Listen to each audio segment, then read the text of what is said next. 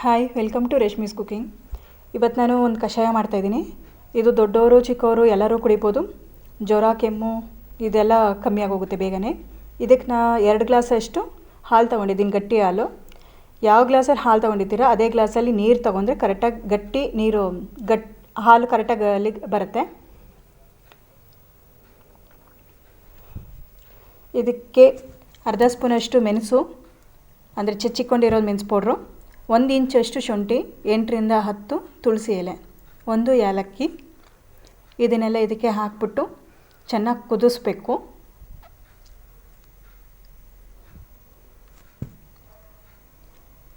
ಇದು ಉಕ್ಕದಿರಂಗೆ ನೋಡಿಕೊಂಡು ಚೆನ್ನಾಗಿ ಕುದಿಸ್ಕೊಳ್ಳಿ. ಮಿಕ್ಸ್ ಮಾಡ್ಕೊತಾ ಇರ್ರಿ ಅವಾಗವಾಗ, ಯಾಕಂತಂದರೆ ಶುಂಠಿದು ಅದು ತುಳಸಿ ಎಲೆದೆಲ್ಲ ರಸ ಇಳಿದ್ರೇ ಕಷಾಯ ಚೆನ್ನಾಗಿರುತ್ತೆ. ಇದಕ್ಕೆ ಸ್ವೀಟಿಗೆ ಅಂದ್ಬಿಟ್ಟು ನಾನು ಬೆಲ್ಲ ಯೂಸ್ ಮಾಡ್ತಾಯಿದ್ದೀನಿ. 1 ಸ್ಪೂನಷ್ಟು ಬೆಲ್ಲ ಹಾಕ್ಕೊಳ್ಳಿ, 1/4 ಟೀ ಸ್ಪೂನಷ್ಟು ಅರಿಶಿನ.